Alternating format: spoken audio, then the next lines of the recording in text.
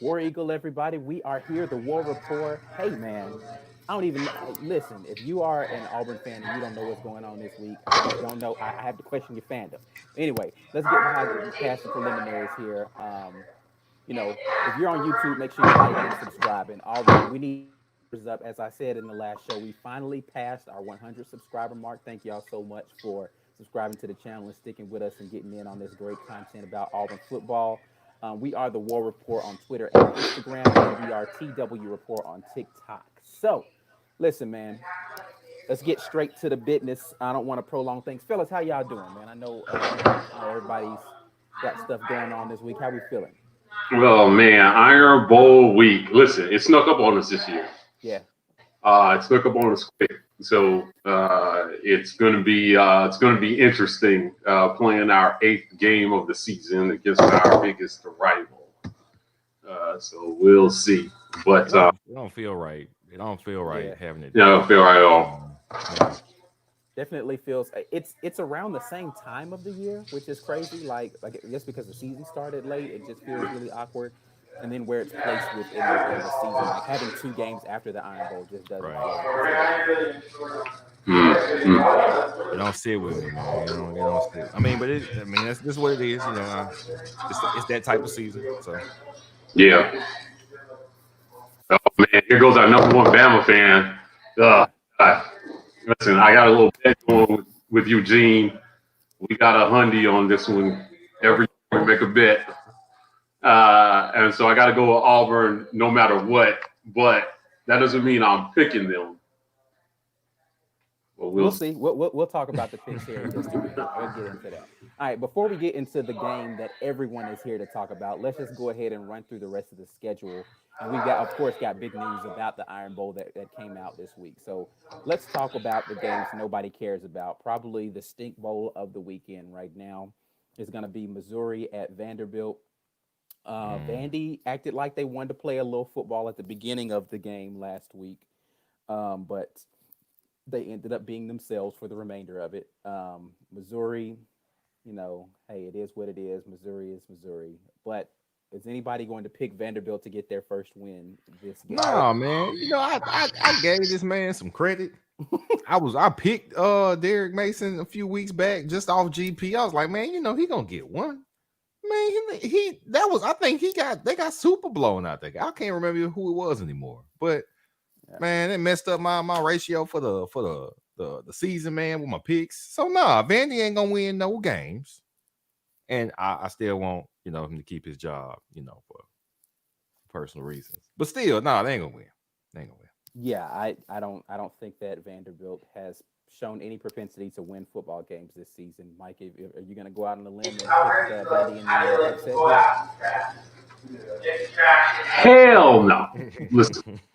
They're going for greatness. They're going 0-10 is what they're going for. So yeah, that's what I'm counting on here with Vandy this weekend. Yeah, I don't see it happening. Vanderbilt, get them out of here. Let's move on to other games that nobody cares about. Mississippi State versus Ole Miss. This is the Egg Bowl. This is a. We still got to play Mississippi State, so I'm interested in this one. Yeah, Mississippi State looked decent last week. For a little while. Yeah, for a little while in that game. They showed signs of life on offense, right? Like they were actually able to produce a couple of points. Their defense is still not great. So what are you guys feeling about this one? Man, listen, I like Ole Miss because we need a gimme. We need a gimme here at the end. This game got moved because of COVID, right? And Texas A&M was supposed to be our last game, so I like Ole Miss. Like I said, obviously, I think Lane Kiffin's doing some things down there. I mean, they've got recruited. I mean, they're still recovering from the Hugh Freeze era, right? And what he's been able to do so far this year, it's been pretty good, all things considered. At the end of the day, they play in the SEC West, right? Like, so, they've been competitive in a number of games. They've been able to produce some offense here. I like, and Mississippi State fired their quarterback after week 1, like threw for 600 yards and got fired. So, Yeah, I'll go Ole Miss in this one. I like the Fighting Kiffins. You will? What you Yeah, feeling? I'm Ole Miss, man. Mississippi State hasn't shown enough to Right. assume that defensively they can slow down a really good offense, and they haven't shown enough offensively. I mean, I guess putting up 24 on Georgia is somewhat impressive, but at the same time, nah, bro, y'all been terrible too long, too long. It's you have been below average for far too big a chunk of the season for me to assume that this is a game you're gonna get right. Yeah. So it's gonna be Ole Miss. Yeah, I too am going to go Ole Miss in this game. I think Mississippi State struggling with some injury issues. I don't know that they've got enough firepower to keep up in this game. I think Ole Miss is going to score a lot of points. So Hmm. going Ole Miss, even with the turnover prone that they how turnover prone they've been, I just don't see that even being enough for them to do anything in this game. All Yeah, right, what terrible game do I want to go to next? Let's talk about. Oh, this is a good one. LSU versus Texas A&M. Ooh, high amount of interest in this one. Is Brennan's out for the season, right? Am I correct in saying that? I I do do not know. believe that Brennan is not going to be playing in this game. Yeah, like listen.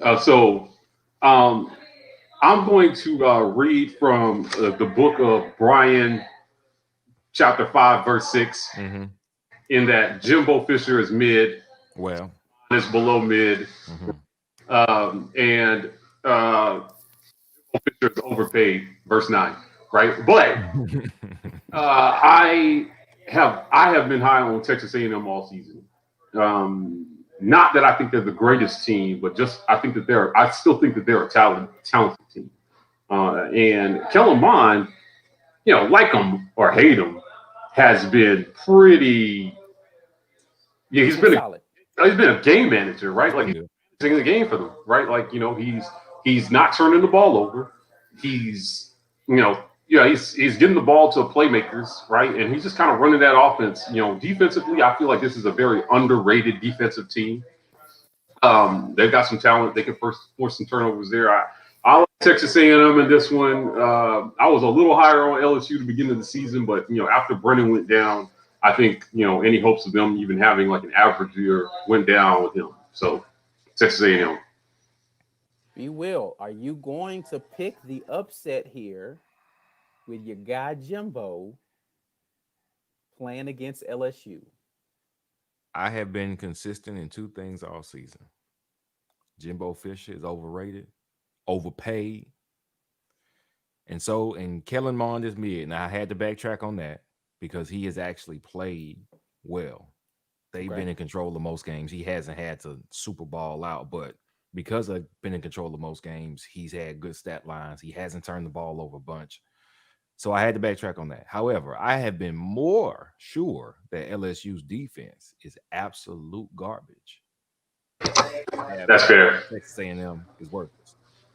They surprised me last week. I picked Arkansas because I've been riding hard with Arkansas ever since we played them, and because LSU's defense is bad. But I didn't know that Arkansas had like 8 starters out. If I had read the scouting report on before the game, I would have changed my pick. But nonetheless, with that many starters out, Arkansas still had a chance to win that game, and it was a very competitive game.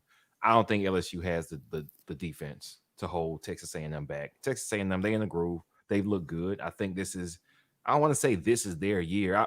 It makes me wonder what would have happened if they had had a true preseason, if everybody had had a fall camp and cupcake games thrown in there, because they seem to have gotten into a rhythm after Bama that would have made a mid-October Bama A&M game very interesting. That would have made a lot of their schedule. They might have actually had a shot, but with it being this late, unfortunately, they peaked after they already had the only loss that they couldn't have to make a run. So I think they are. I don't want to give credit to Jimbo Fisher. That's too much. He's still overpaid. I don't want to give anybody credit when you getting paid what he's getting paid, Oh and he has man. been as mediocre as he has been since his one championship season in Florida State. But that team is playing well, and they will be LSU. LSU still.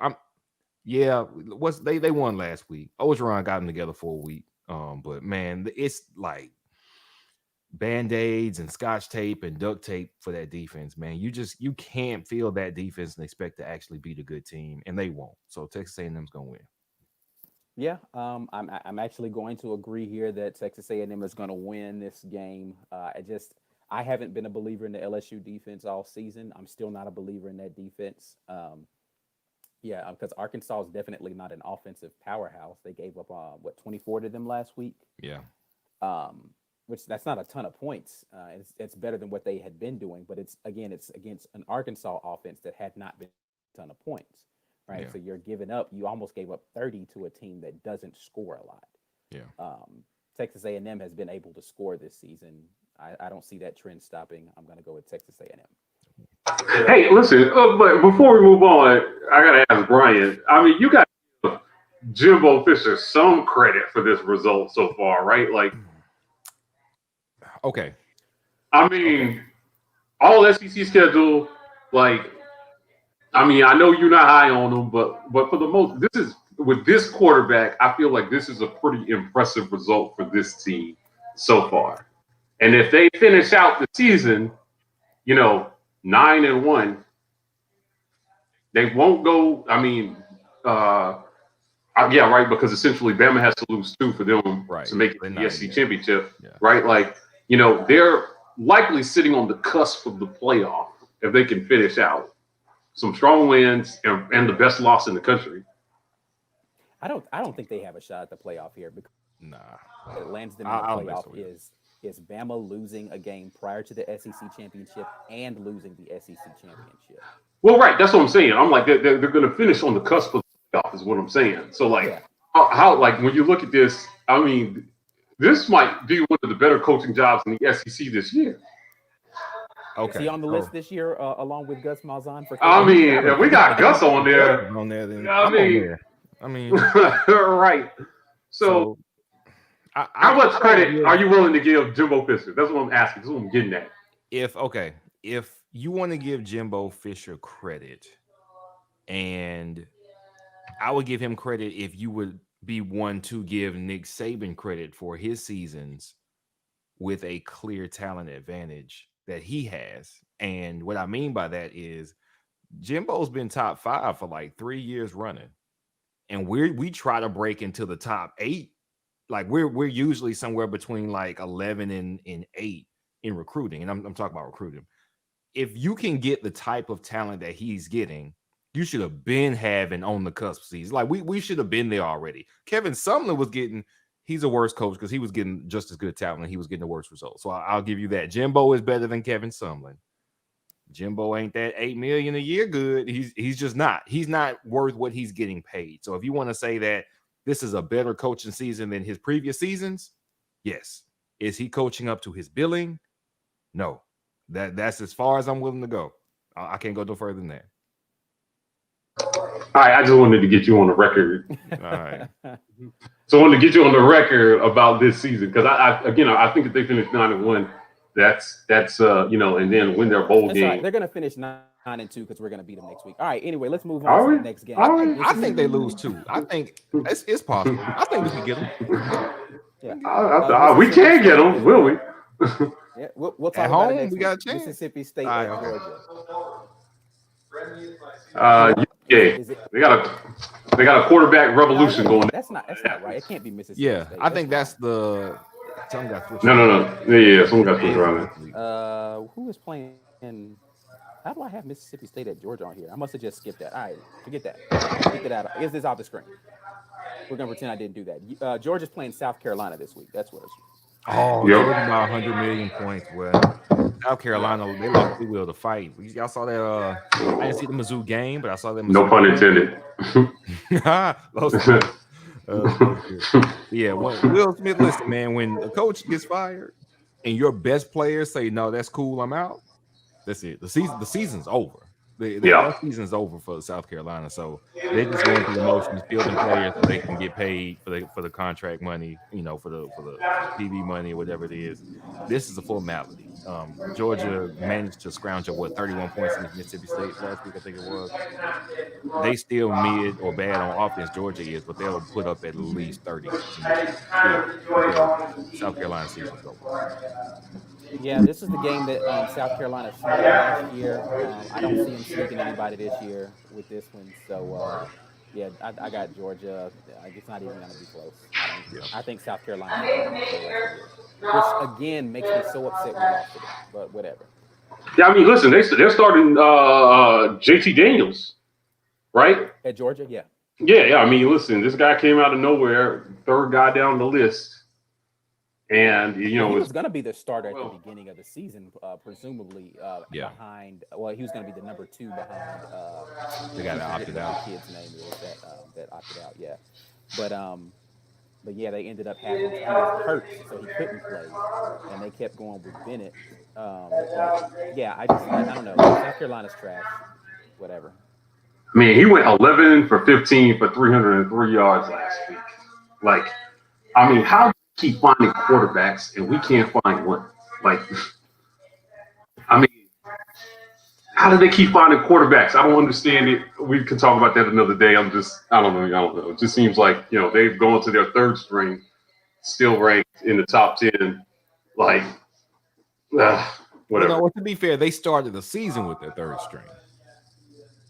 Okay. They're back to their first or second string, depending on where JT Daniels and the other guy who opted out would have landed after a fall camp. But they got the quarterback they wanted in the first place. So I just want to point out they're starting their third quarterback of the season and they're ranked 9 at the end of the season. So, love them or hate them, Kirby Smart. Again, I mean, that's a pretty good coaching job there, all things considered, in an all SEC schedule. So coaching job. You know what? I don't want to talk about coaching jobs when you bringing in top 5, 6 talent. Like we've got to scale this off somehow. You know what? Let's think about that in the offseason. Let's start evaluating coaches and talent on a scale here. We definitely need to start doing some coach evaluation stuff on here, just because I like to talk junk about other teams' coaches. So we'll have a whole show during the offseason talking about we'll rank the coaches during the offseason. Who's the best coach in the SEC? That should be a very interesting conversation, actually. How do we rank the coaches in the SEC? I already can tell you what Brian's list is going to be like.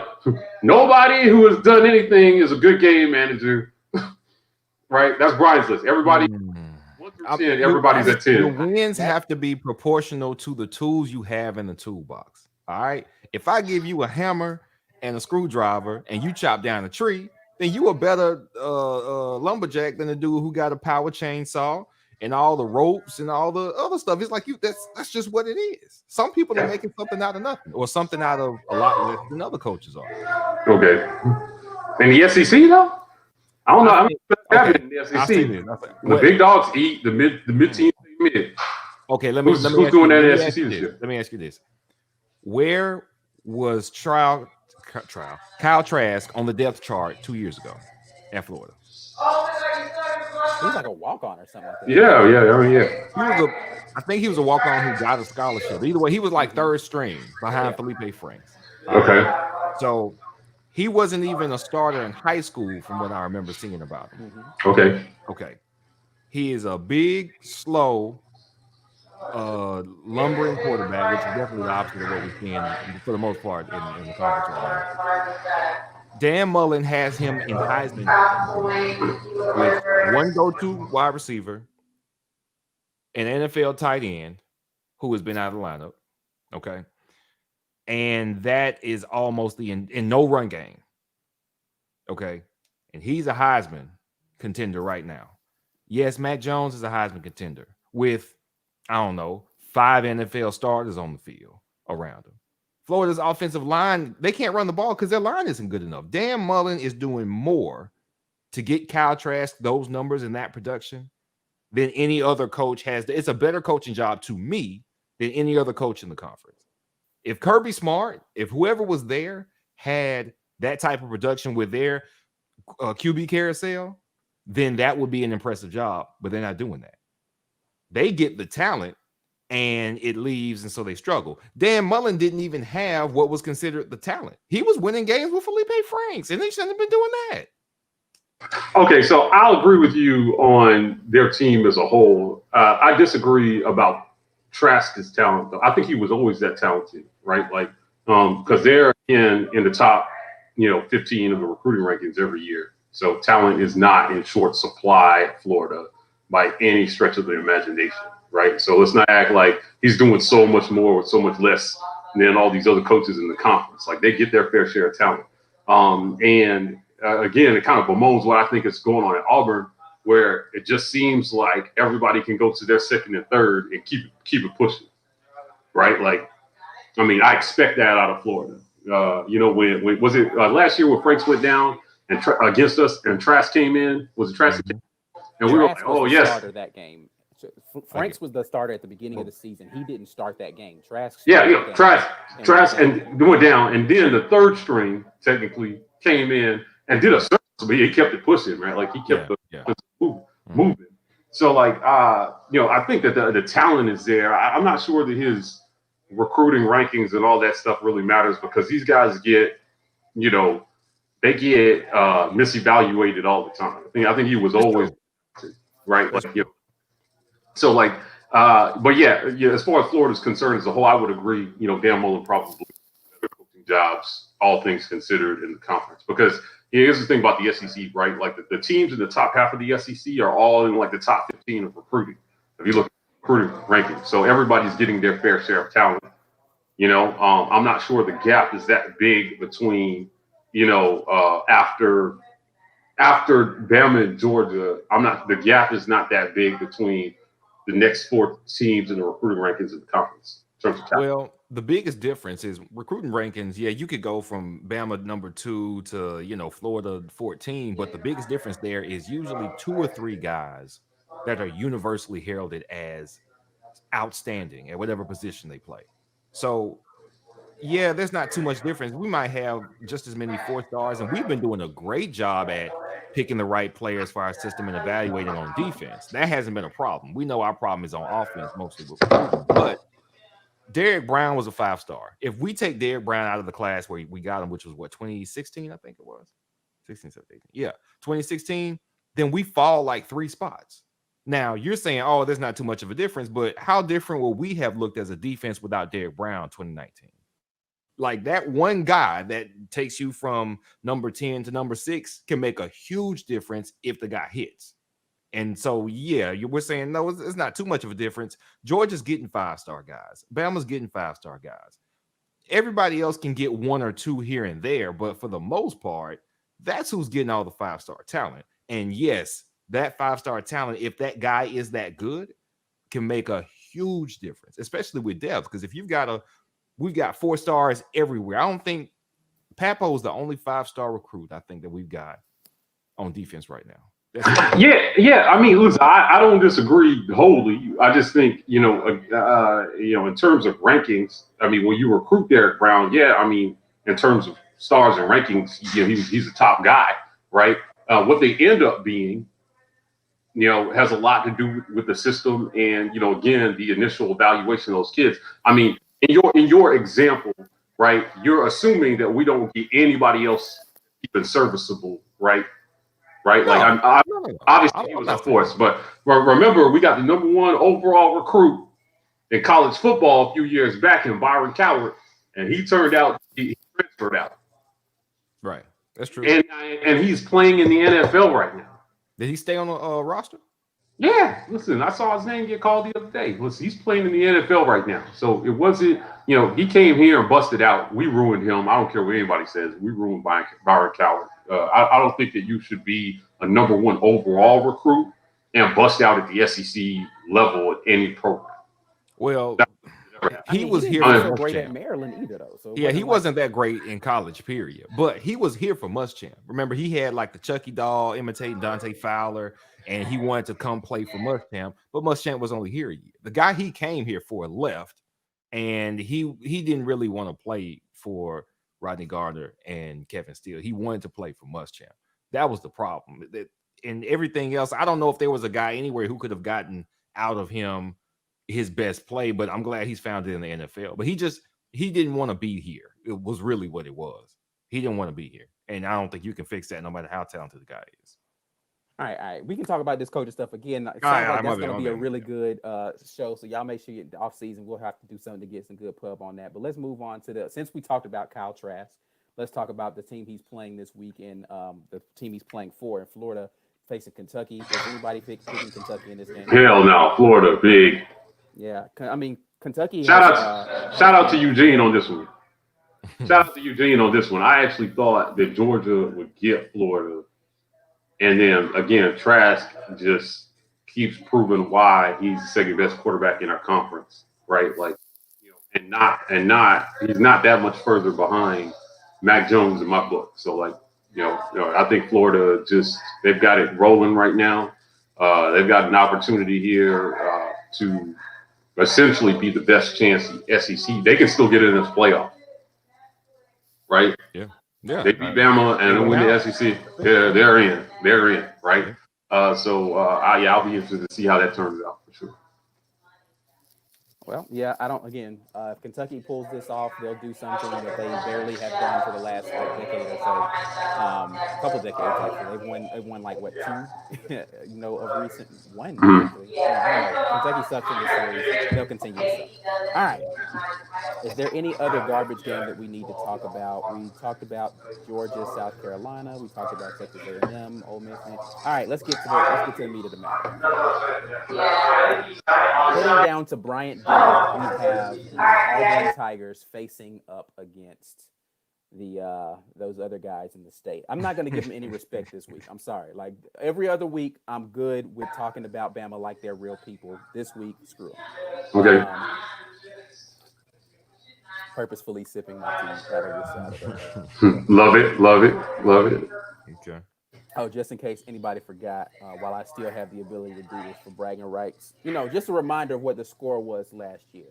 All right, so we're heading to Bryant-Denny Stadium. All right. I'm going to be frank about this.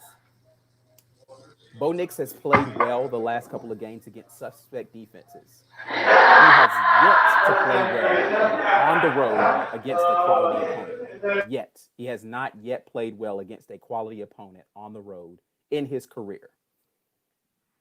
That doesn't bode well for us because we don't know for sure if Tank Bigsby is even going to play. We don't know for sure if our starting tackles are going to play and one of our starting guards is hurt. All of that being said, it is the Iron Bowl, and they throw. Have y'all seen Bo Nix been talking kind of spicy, a little spicy? He ain't been like super like throwing no shade, but he's talking a little spicy in the interviews that he's been having. He basically called Mac Jones a game manager in the interview. He's like, he does a good job of managing the game.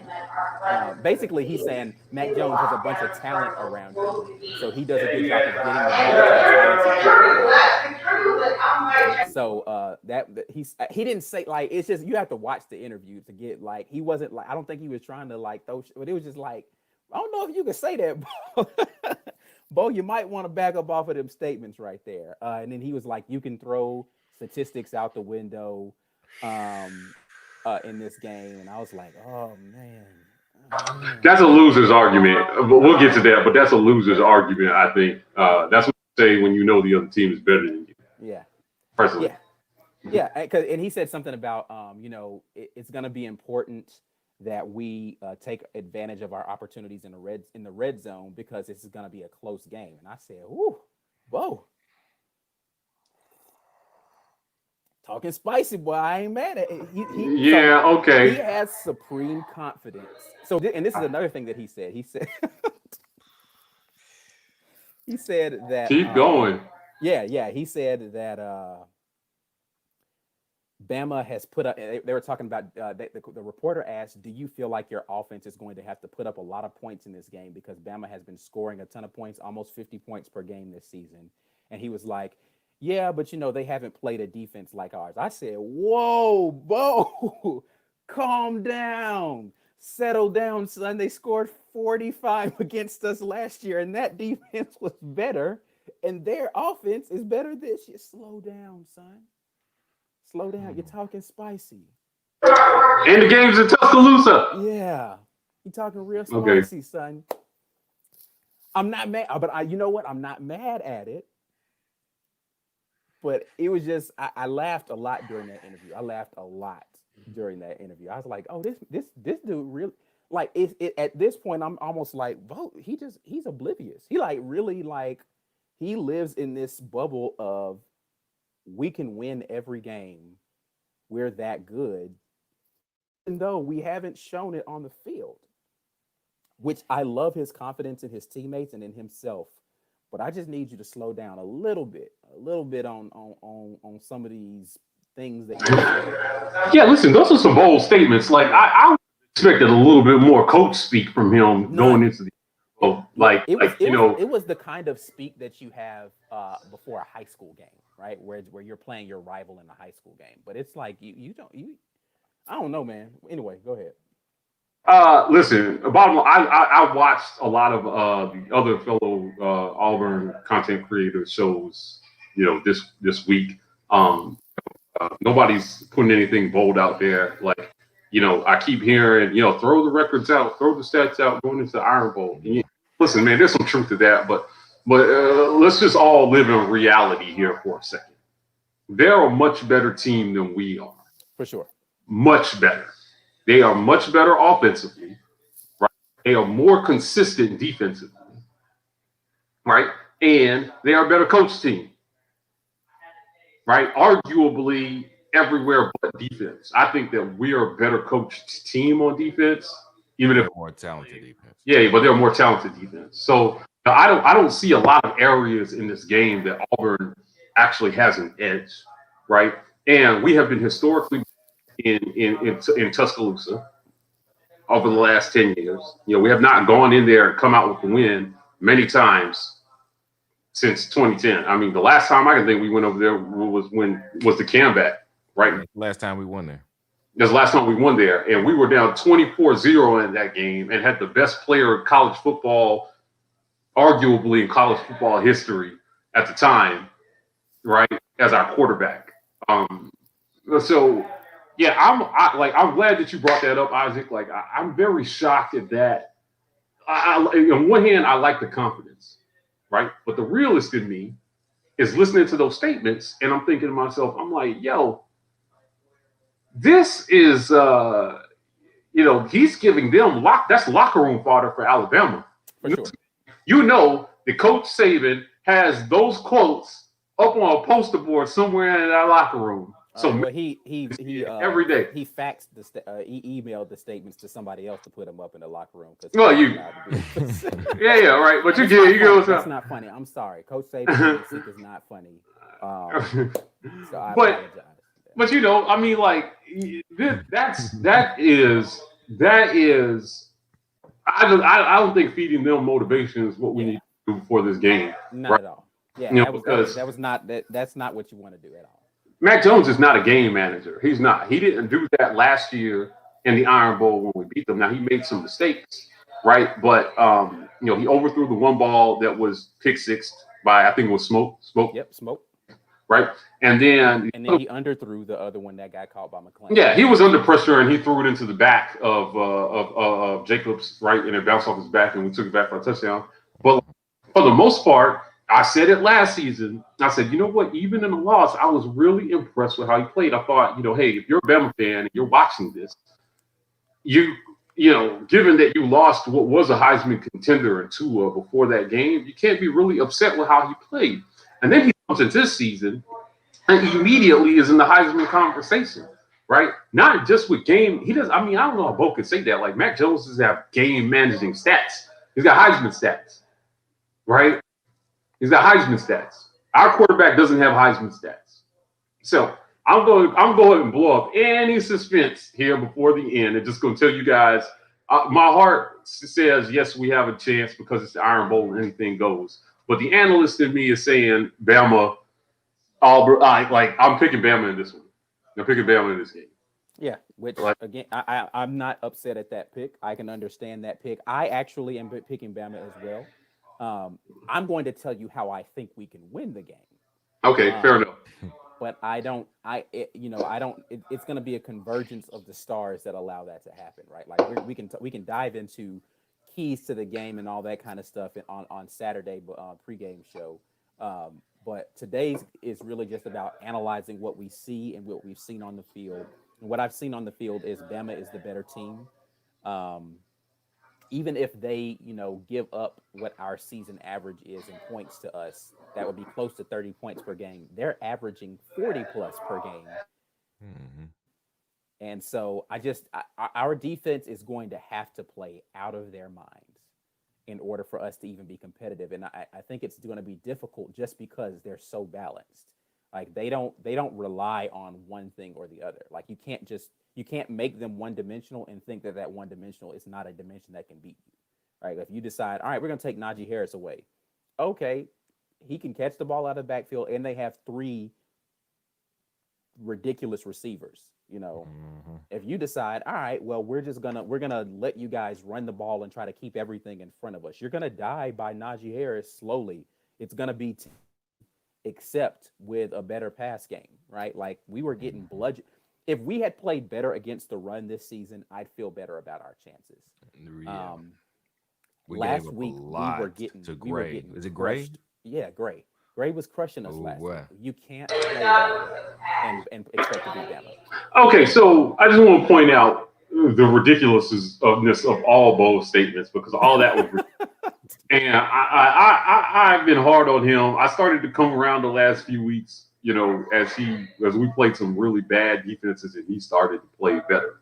But if you look at this, right, like again, you pointed out already, they're averaging almost 50 points a game, Yeah. right, and we're averaging 28 on offense. So the question that was asked of him, right? Where he's saying, "Oh, we're gonna have to have our opportunities in the red zone." Well, y'all haven't done that well all season, Right. right? But we're in the game 7 or 8, right? What is this game 8? Mhm. And we're supposed to magically think that y'all gonna do better on in the red zone against the number one team in the nation on the road. Like, give me a break, right? Like, and I'm not saying we're not going to have our opportunities, right? But if they play the way they've been playing all season, we lose this one big, and it's embarrassing. Yeah. That's all I'm saying, right? Because we're averaging 28 points a game on offense. So realistically, if we hit our average output, we still have to hold them to almost half of their offensive output to have a Right. shot at this game. Yeah, and that was my whole point is that our Yeah, defense has to play out of their minds, and our offense has to do what they've done against the worst opponents that we've seen this season, yeah, which just is to contain them, right, right? Now, just to be keep it close. let me just read some stats here, right? Beside 28.6 points a game for Auburn versus 49.4, right? So you want to round up 29 versus 50 points, right? Um, Points allowed. I mean, Bama's allowing 19 points a game right now. That's in the top third of the SEC, right?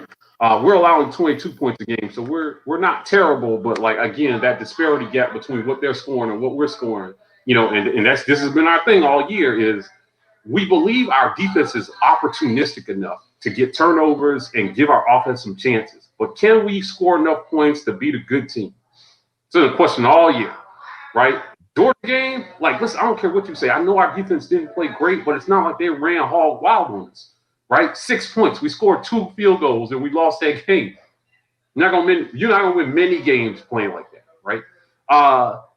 Bama is 548 yards per game versus 402 for us, and we padded a lot of our offensive stats over the last 3 weeks against 3 of the worst defensive teams in our league.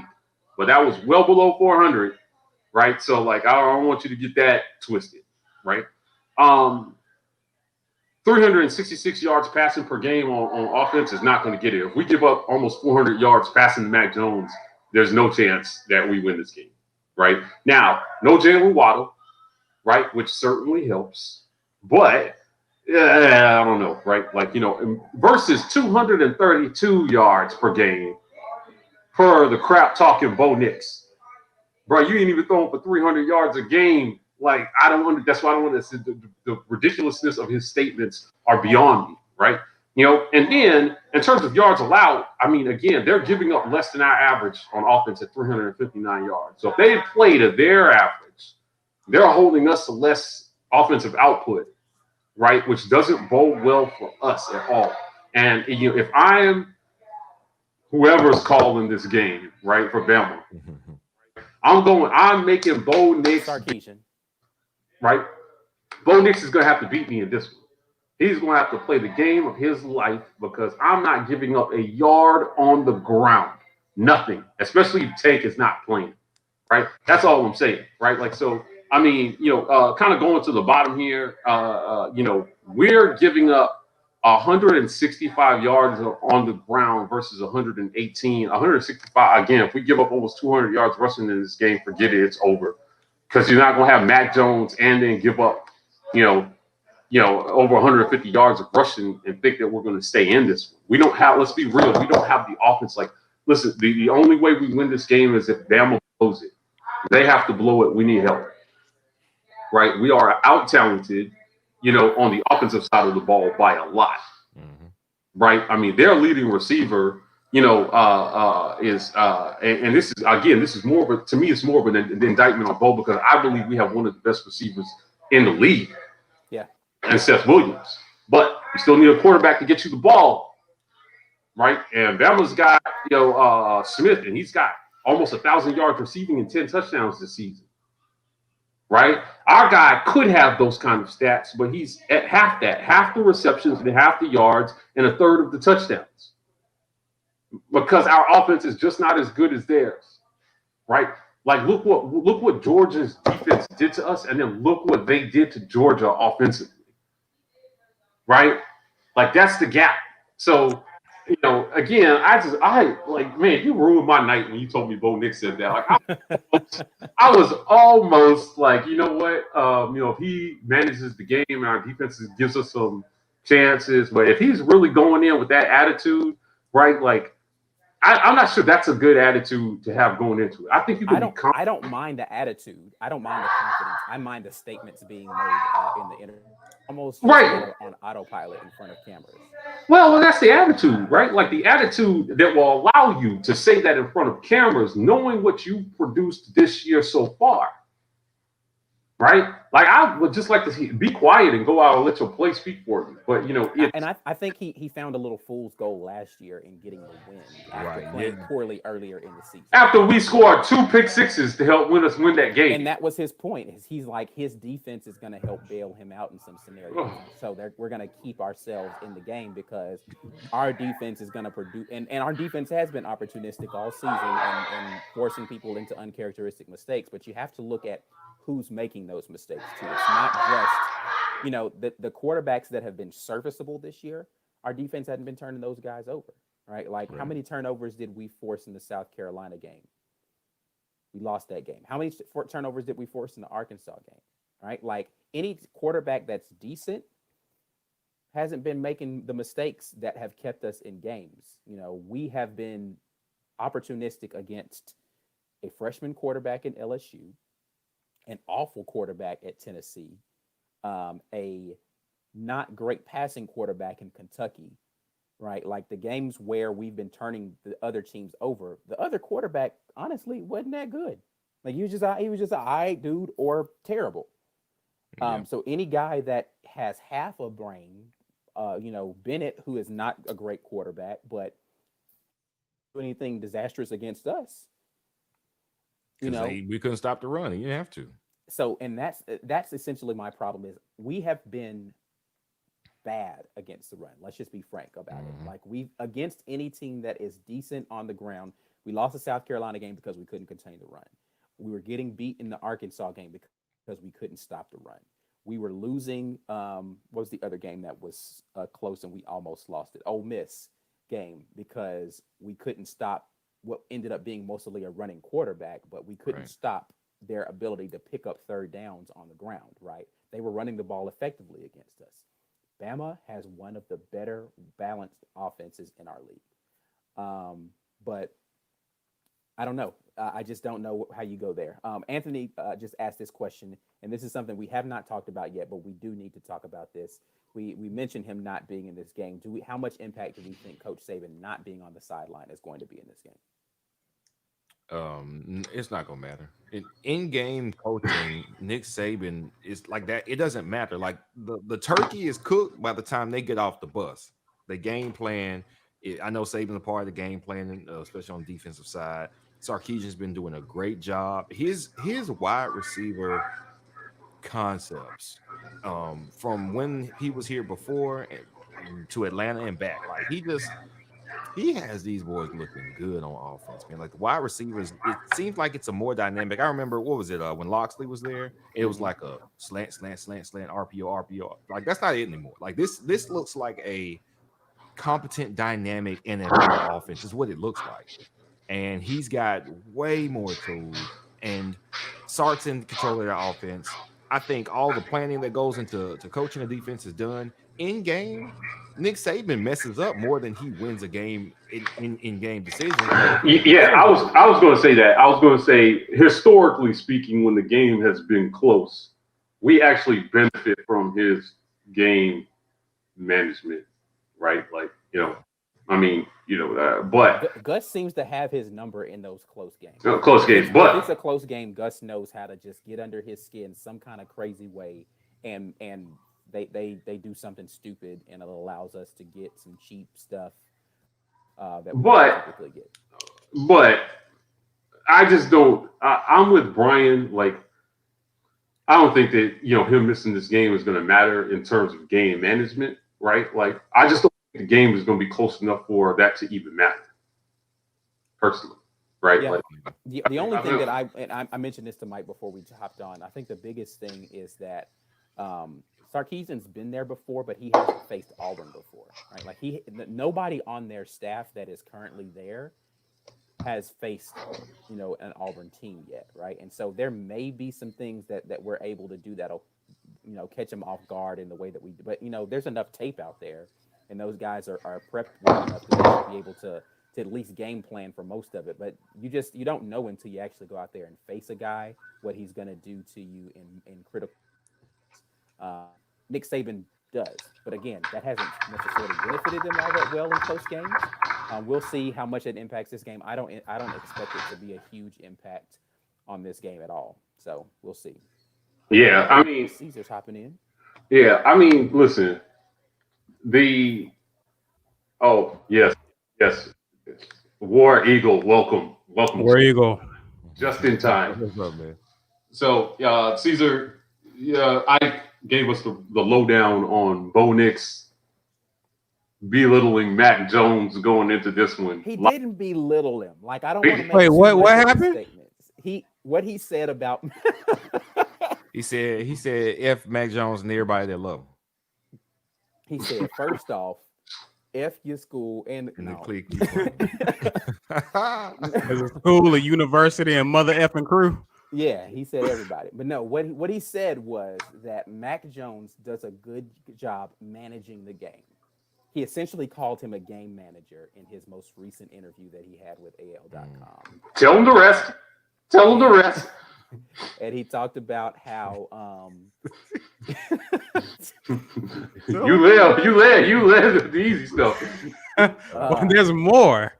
He talked about how Bama had given opportunities to other teams. No, they asked him, did he feel as if he needed to be in a shootout with Bama? How much they've been scoring this season? He's like, if they were playing, a worse defense, then of course, yeah, but they're playing our defense, basically. He's like, our defense is going to give us opportunities, so I don't feel like the game is on my shoulders to win this game. And then I forgot what the other statement. Oh, he said something about being in the red zone and taking advantage of opportunities in the red zone were going to be crucial in this game because it was going to be such a close game. And in close games, you got to get touchdowns instead of field goals. So basically, he just filled their bulletin board up with material, basically. Yeah, it's essentially. Yeah, listen, it's the kind of stuff that Nick Saban knows how to spin into motivation. Did anybody here watch The Last Dance? Right? Yeah. Right. Okay, so one of the more interesting things about that is that they were saying that Jordan used to make up things in his head to give him motivation against opponents. Right. There was a guy from the Pistons or whatever one of the teams he was playing, and he made up a whole conversation in his head, and later the conversation never happened, and then went out and destroyed this dude in this game, right? Like, yeah, I think it was the Bullets that they were playing. Right, yeah. Saban is there just was a young kid who had a good game against him. Yeah, right. Back-to-back He games. said Yeah. after the game that Jordan said he had said something, and then later he was like, I didn't say that. And then Right. Jordan was like, nah, he didn't say admitted he's that. like, all right. So Or like, when he ran into George Carl in a restaurant and George Carl didn't speak or something, he was like, right. I'm gonna see y'all tomorrow. Like Saban is that kind of, and even though he won't he's already mad from last year. Let's be straight about it. it. Let's be real. Like they got cheated out of the game last year, and so he's already had vendetta on his mind for an entire year. I just don't understand how this is where I go back to coaching. How does your quarterback get on before your biggest game of the year and then give the other team bulletin board material? It's weird because Malzahn is like a robot. Yeah, he's like an android. Like, how does that not bleed into your quarterback? Get Bo under control. That's what I'm saying. Right? You know what though? And here's hold on, B. And then he's talking. Get in your bag, Mike. Get in your bag. Let him know. He is talking like, to the question about, do you feel like, listen, I can understand him saying, it's a team game, so I never feel like it's completely on my shoulders. Right. That would have been a better way to make that right. statement. Yes. But I do it would be ideal for me to have my best game of the year this year against this team. They're the number one team for a reason. So I think in all facets, we're going to have to go out and play the best game that we played all year. That's what I would expect to hear from my quarterback. No, I don't think it's all on me because football is a team game. But, to answer your question, yes, I hope to have my best game of the year against them. Right? We're confident in our game plan, and if we go out and execute, we believe we can beat anybody. Right? That's all I want to hear. I don't want to hear about, Mac Jones is a game manager, and my defense will give me the ball back. Because you know what? The defense has done that quite a bit this year, and you didn't do part of my friends, I'm just gonna say it, you didn't do shit with it, right? So we're 5-2 instead of 7-0. Right? Let's be real. Let's keep it 100. Right, the defense has been worn out all year because you selectively want to move the ball, right? And all this false bravado against the worst defenses in our league. I'm like, no, man. Like, listen, there's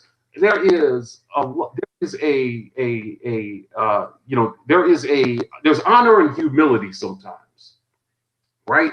Where you don't have to back down to these guys. You don't. That's not what I'm saying, right? You don't have to back down to these guys. You have to be like, oh, they're the best thing ever, and we just want to have a chance. No, I expect you to say you're confident in the game plan, and I'm confident in my own abilities. And he did say that as well. He said that he's confident that his coaches are going to put them in the correct position to be able to. But the other stuff, and we got to execute to make sure that happens, because what ends up happening is we just don't execute well. What the game plan is there and it's solid. He said those things.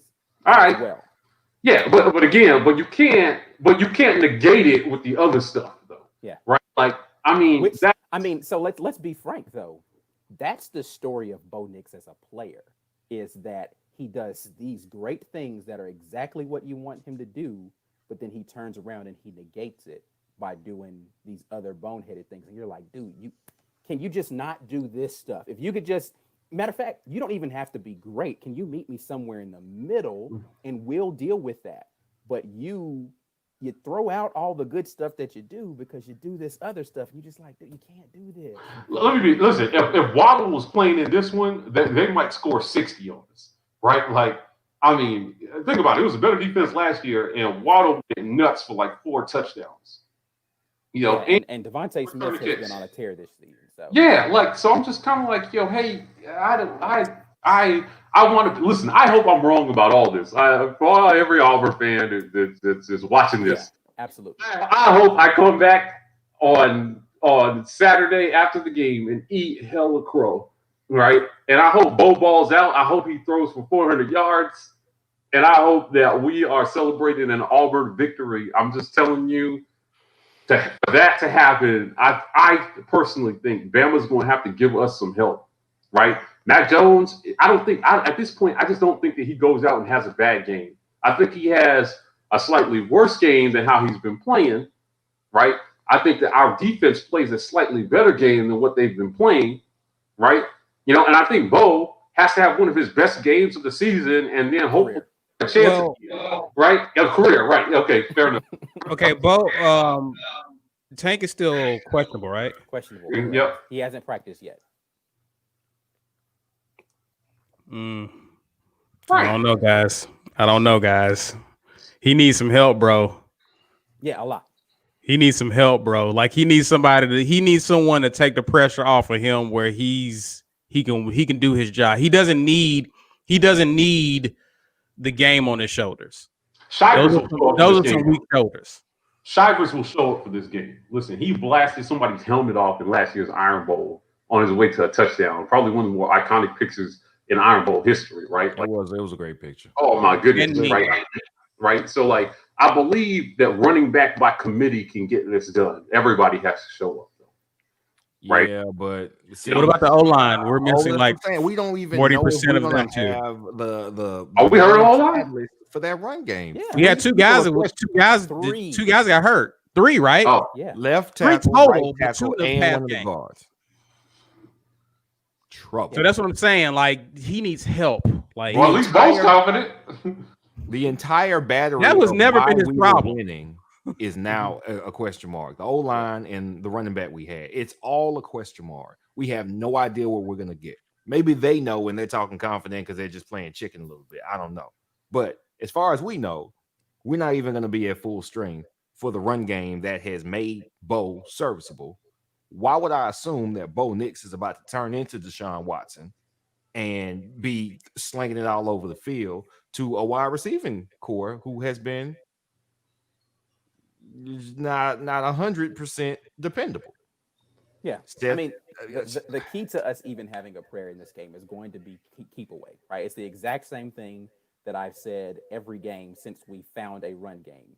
Is the way that we're going to win the game is finding a way to make sure that other offense sees the field as few times as possible. So we're going to have sustained drives. What, like we looked at what game was that where the other team they only had like 3 drives the whole first half of the game. I don't even remember what game it was. But we're gonna have to shrink. No, actually, I'm sorry. I watched too much football, and it was actually watching the 49ers game, and they were playing Green Bay.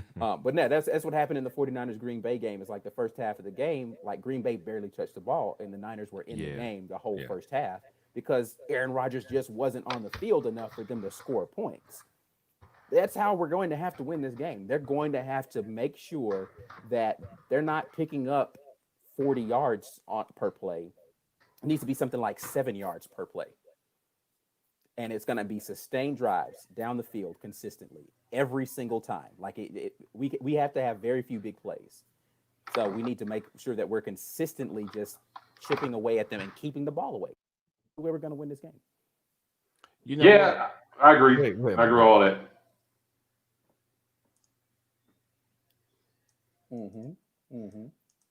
Yeah. Expecting weird things to happen, listen, it is.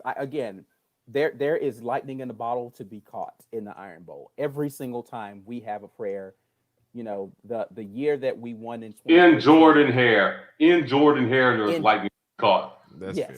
That's right. True. In Bryant Denny, there's an ass whooping to be caught. That's what we know. Listen, we should have picked up some Bama subscribers this week. Right, listen. If you're a Bama fan, you should tune into us. We're talking mad trash this year. If I was a Bama fan, I would be comfortable because this is right. You're not gonna hear no arguments from me. Like this is gonna be something miraculous. It will. Yeah, when we win this game, we win it close in epic fashion. When they win it, they blow us. They run us off the field. So it just feels like this is a run us off the field kind of year. Yep. Although, wait. I want to give it this caveat. Okay. So 2014, we were a good offense, but our O-line had taken a hit because we lost some talent after 2013. Okay. We laid an egg at Georgia that year. Still Nick Marshall and Cameron Payne and the same wide receivers. We laid an egg. We scored, I think it was like 35-7 or something like that. We got blown out of Georgia. And then we go to Bama and put up 44. Yeah, 55-44 was the end of that game. Right. But quarterback threw for the most yards of any I know. in Auburn history. He did not.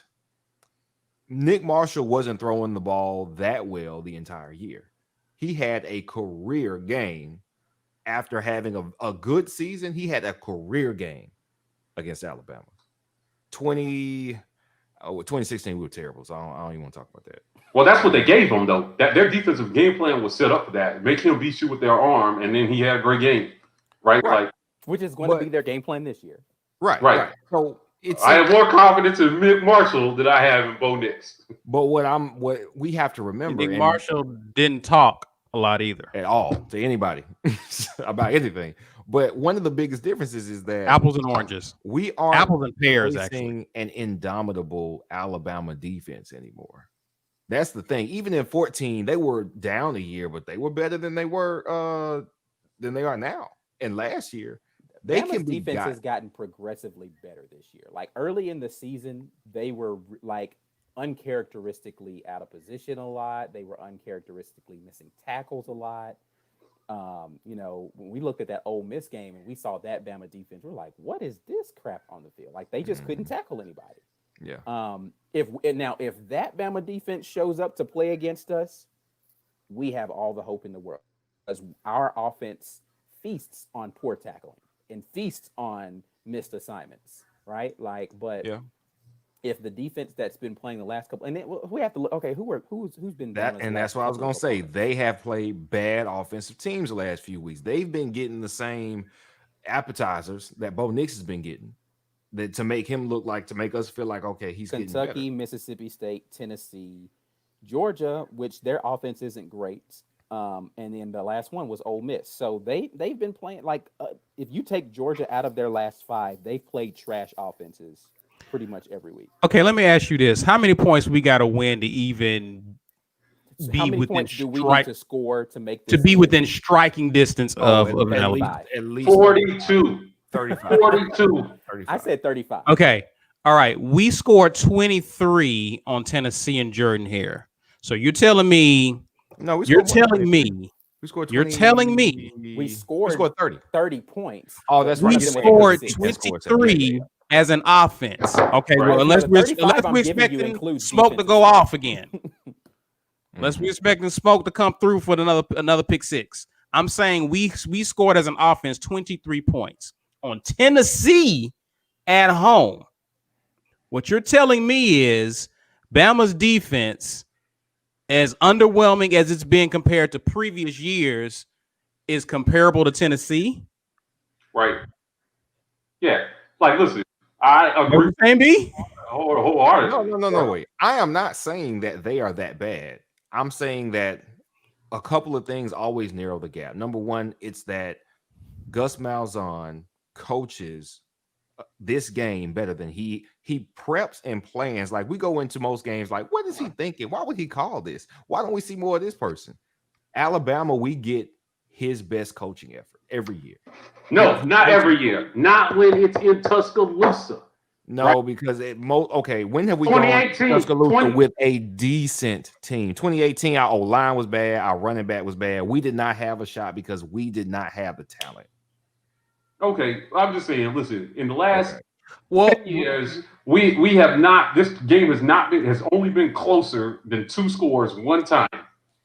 And that was the 2014 that you referenced, and we had all-time historic offensive output and still lost that game by 11 points, right? We're not good in Bryant-Denny. There's no history, no statistic that suggests that we're going to have our best game of the season on Saturday.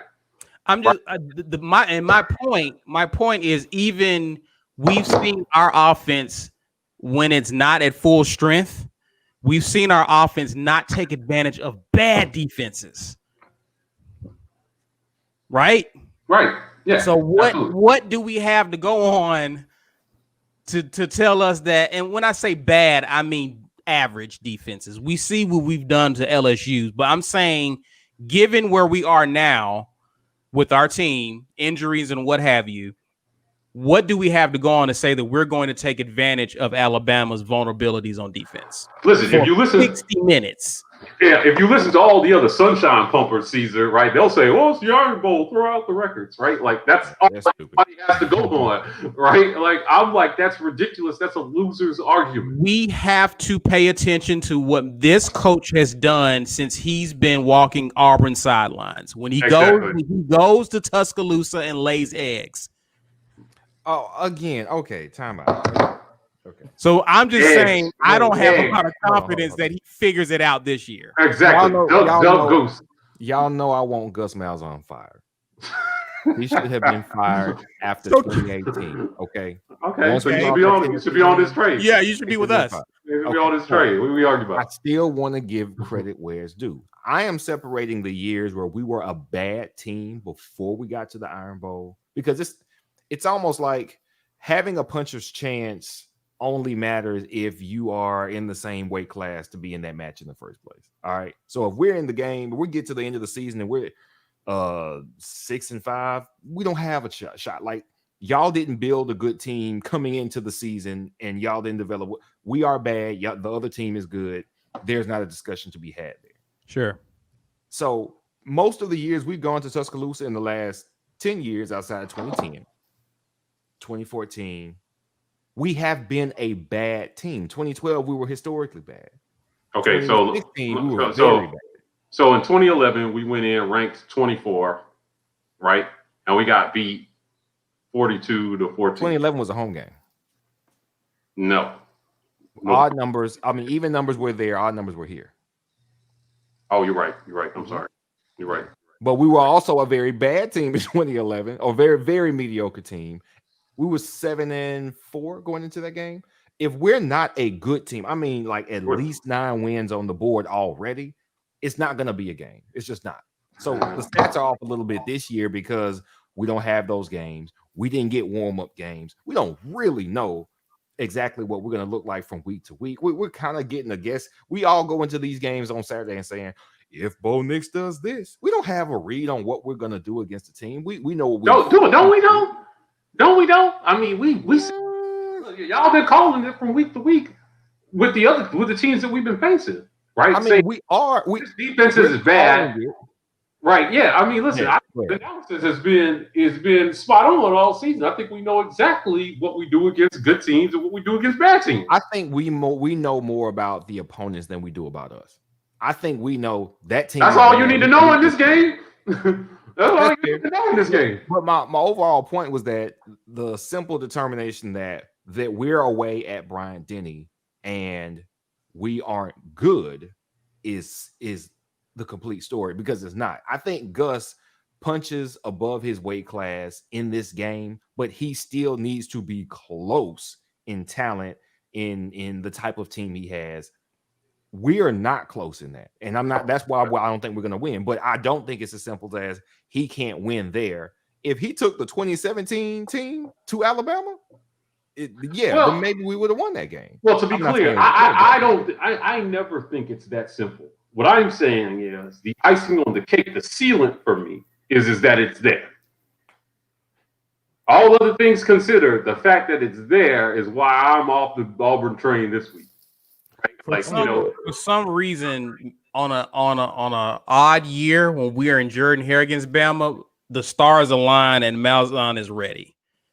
Even years, it's like, we'll get him in Jordan-Hare next year. It's just, I don't know what it is. We're just not, as a team. This is perhaps one of our better teams since the Nick Marshall 2014 year. I'll give you that B.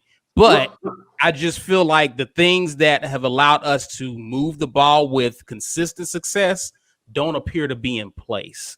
I'm with you. That's the biggest thing to me. Is like, I don't know what our offensive line is going to look like, and I don't know if we're going to have our star running back. Those things make me believe we lose by like 20, right? Like, that's what I was all thinking. All of those things in place, then I would still pick us to lose, but I'd pick us to 14. Lose by like. No, I probably it's respectable. Close to 10, right? It becomes respectable. It'd be a game where we would feel as if, oh man, a couple more plays and we could have won that, right? Right. that not being there again, it might be there. We might find out, Tank is healthy and he's ready to play. I don't know as an offensive lineman that you can miss as many reps as they're going to end up missing and still play and play well. Right. Even mental reps just don't put you in that space as an offensive lineman. Tank is just a talented athlete, so he can get the mental reps and he can just be out there and ready to play ball if he's physically healthy enough. I just don't know that that's going to be the same case as an offensive line.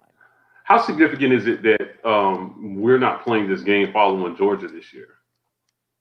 I mean, well, we usually have a bye, not a bye. We usually have a cupcake in between, but still, that is significant. And I think that neutralizes some of that Gus magic that he's had, because when you basically have a whole nother extra week to practice, that's all it is. I mean, that's why we always look bad in that game. With the double bye, though, he did essentially have. I'm guaranteeing you, they've been installing plays, and I said this, I think, on the last episode we had.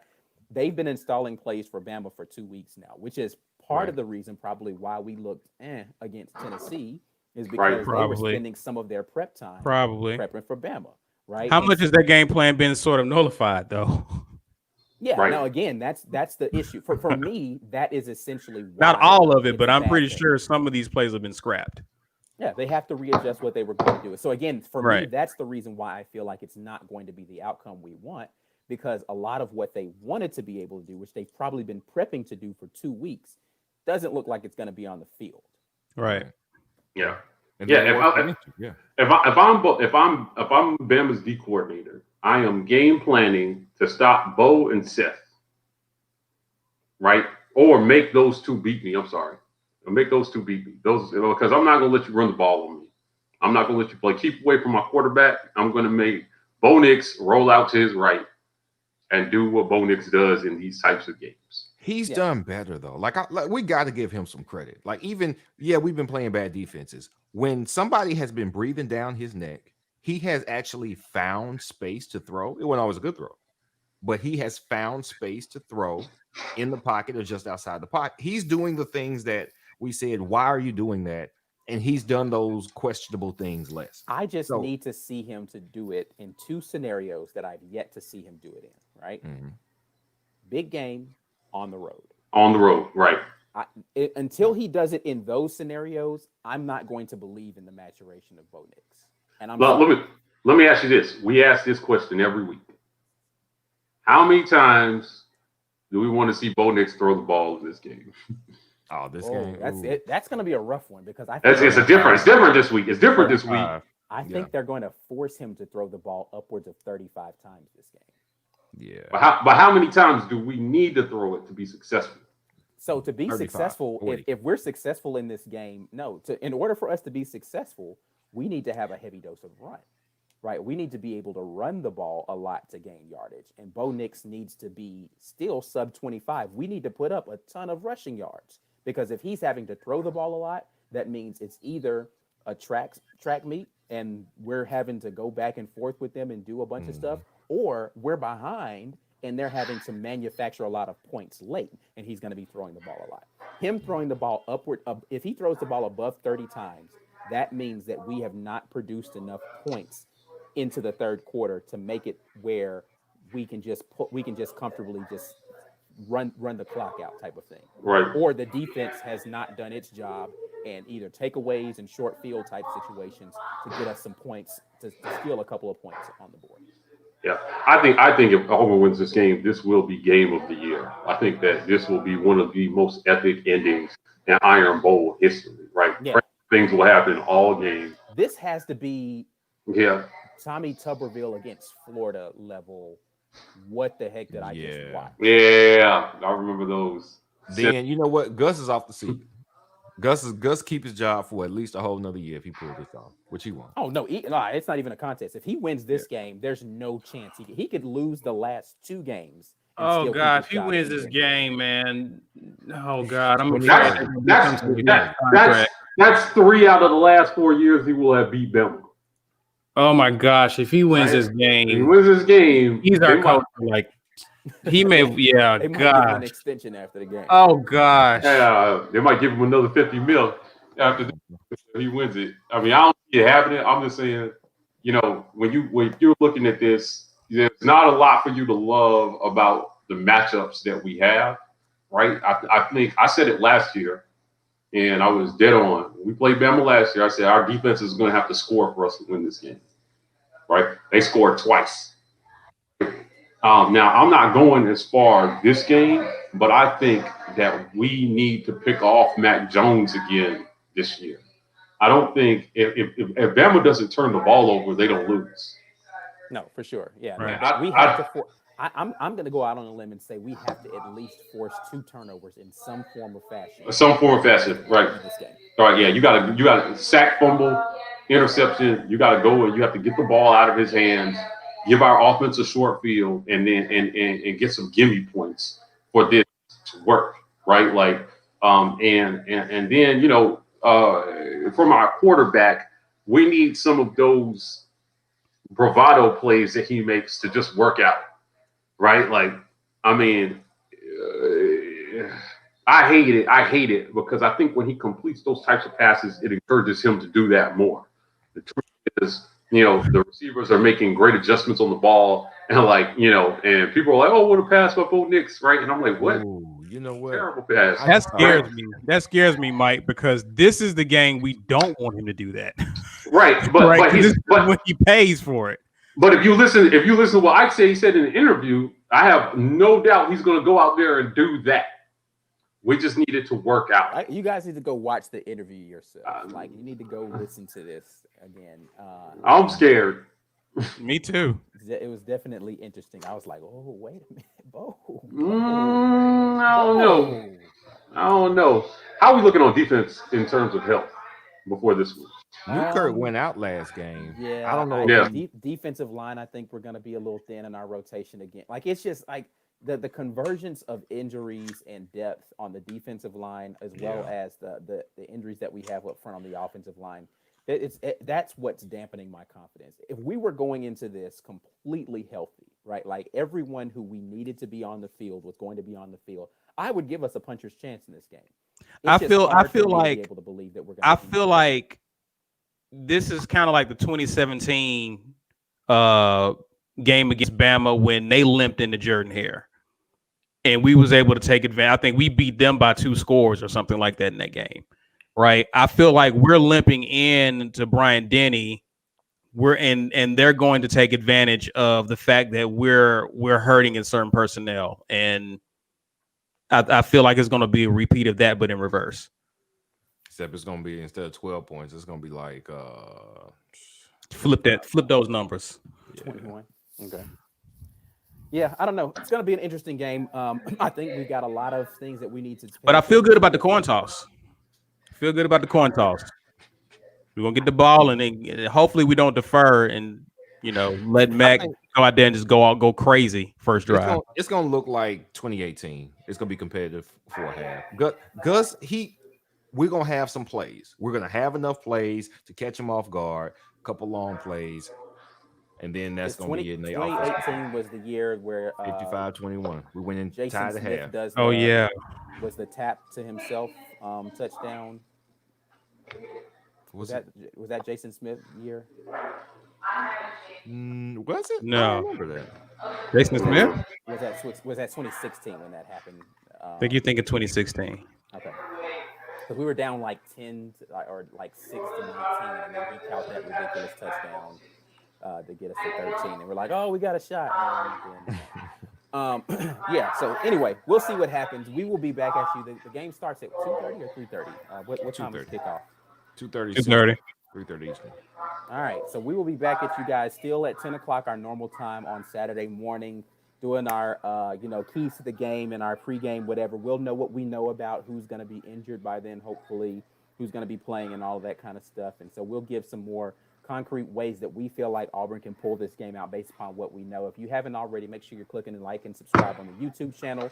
Hit that notification bell so you know when we are going to be having our show. Also, the War Report on Twitter and Instagram. We will again be live tweeting from this game. There may be a lot of expletives going forth on the Twitter. Just know that that's a thing. CW Report on TikTok. We are over there. You guys just can continue to tune in with us. It's going to be an interesting Saturday. It's always great during the Iron Bowl. While I still can. Okay. Go ahead and get it in. Yeah, we might need a different kind of mug after this one. I'm keeping my mug. All right. Anyway, we're out of here, man. We'll see y'all on Saturday. Until then, Warriors.